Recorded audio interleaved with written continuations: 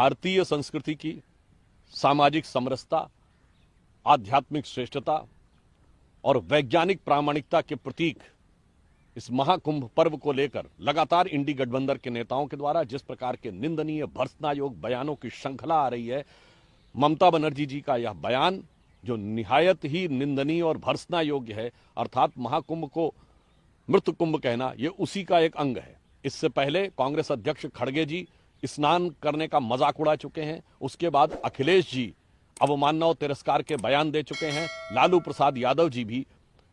इस भावना का तिरस्कार कर चुके हैं और आज ममता बनर्जी जी वही करती हुई दिखाई पड़ रही हैं। अतः यह इंडी गठबंधन की हिंदू धर्म के प्रति जो नफरत और हिकारत उनके दिल में भरी हुई है, जो अवमानना और तिरस्कार उनके मन में भरा हुआ है, यह उसकी स्वाभाविक अभिव्यक्ति है।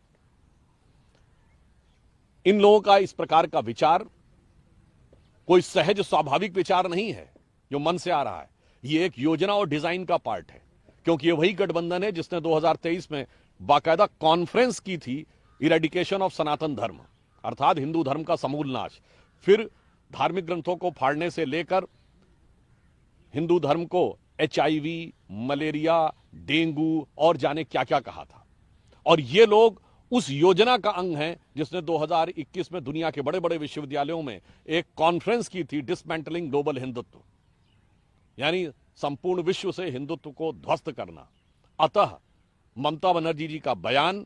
इंडी गठबंधन की सोच का प्रकटीकरण है और भारत के विरुद्ध,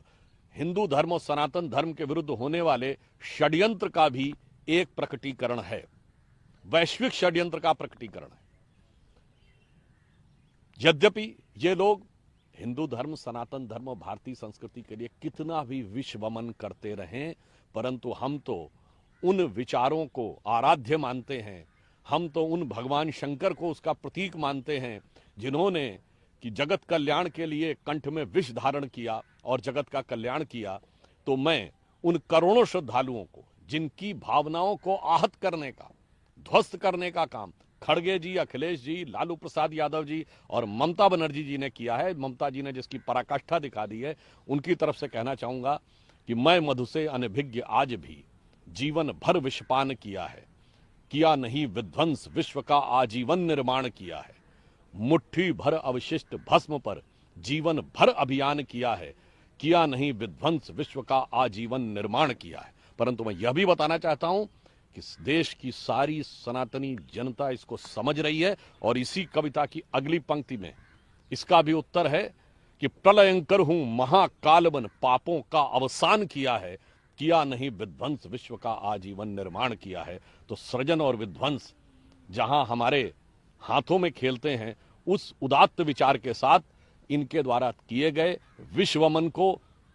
हिंदू समाज अपने कंठ में धारण करके इस भारत की राष्ट्र की प्रगति में अपना योगदान देता रहेगा और इन लोगों की नफरत और हिकारत को